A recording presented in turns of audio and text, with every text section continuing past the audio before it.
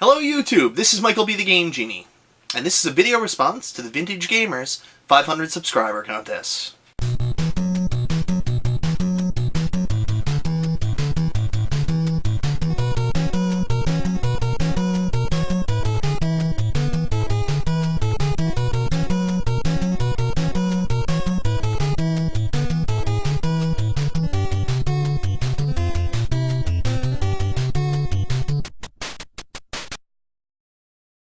So first off, I want to say congratulations. Guys, I've been subscribed to your channel for a while. I'm not one of those usual guys that make a lot of comments. I'm the kind of YouTuber that, I guess I'm a bad YouTuber because I'll watch a lot of videos and I don't always like or comment and subscribe, so I'm sorry about that, but I have watched a lot of your stuff and I just want to say congratulations on 500 subscribers. That's awesome. Also, you're doing a pretty amazing contest here. I mean, I really like the format. You know, what 3 items are you most proud of? You're not asking what's your rarest item, your most exciting item. It's what 3 items are you most proud of? And hell, I love responding to videos where you ask for top 3 things. It's just what I do.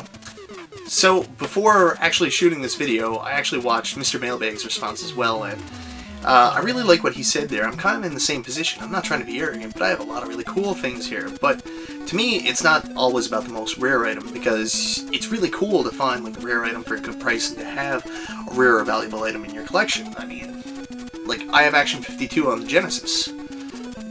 That's pretty cool, but it's not one of the things I'm most proud of to have in my collection.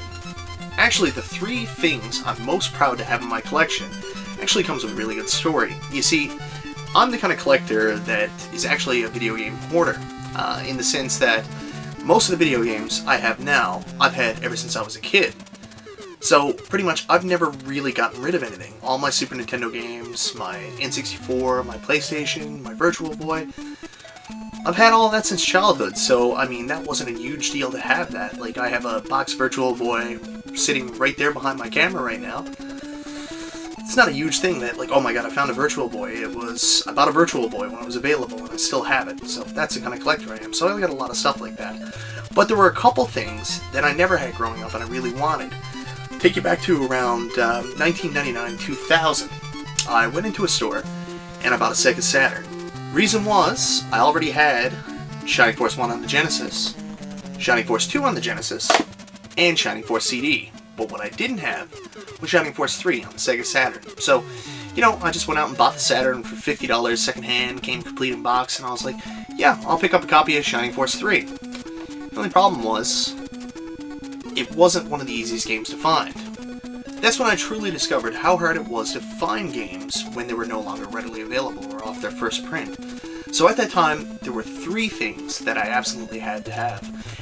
And lucky enough, I was able to acquire all these 3 things, and they're the 3 things that I'm most proud to have in my collection. The first of which, like I mentioned, was Shining Force 3 on the Sega Saturn. I got this a while ago. I still haven't actually taken it out of the plastic wrap I got it in, but it's something that I've always wanted to play. So I'm excited when I finally have some time to sit down and play through Shining Force 3 on the Sega Saturn. Now, I know that this is not one of those insanely expensive or hard-to-get games. Well, maybe it is a little bit. And I know it's actually not the best version of the game, because the Japanese Saturn version actually has all 3 ports. But this is the game I want to play. This is the game that was released in North America. It's a game I wanted as a kid. I never picked up originally. It was really hard to get, so I'm really proud to have it. The second was a game on the Super Nintendo that I just never picked up when I was a kid. To be honest with you, during the SNES era, I really wasn't into role-playing games, so pretty much anything that had RPG in the title I stayed away from. But I was a huge Mario fan. Like, I loved all the Mario games, so I had to pick up everything. Except this one game, and of course, once I'd ever picked it up, it became extremely hard to find. So just recently this past year, I picked up a copy of Super Mario RPG. Now, I've already played through the full game. I mean, as soon as it became available on the Wii Virtual Console, I picked it up, finally finished it.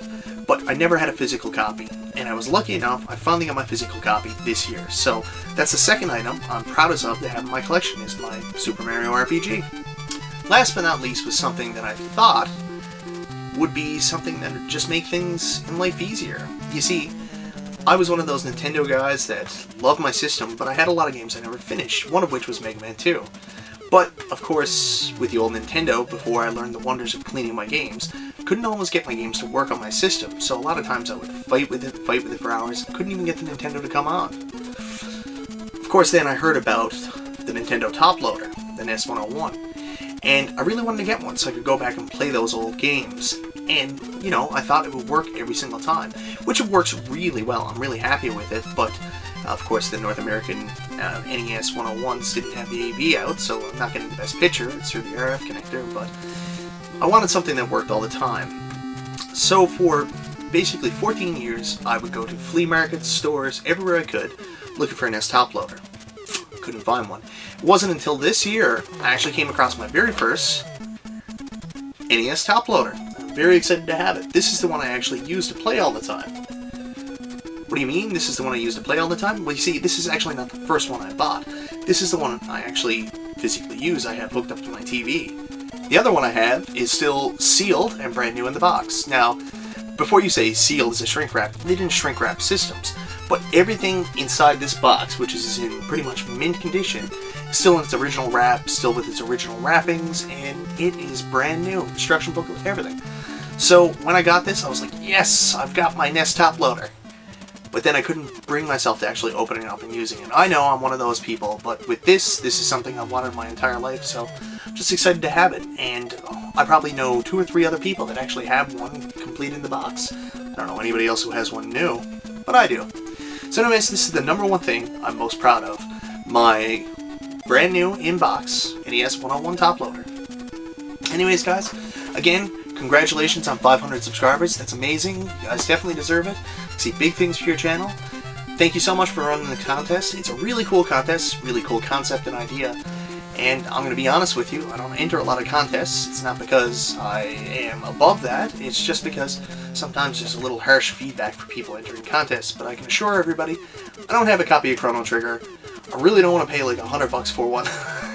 So if I won this contest, I would be very excited to have a copy, and it realistically is probably the last SNES RPG that I want that I don't have. So hopefully I win. Anyways, guys, congratulations again, 500 subs. It's Michael B. the Game Genie, and I'll talk to you next time.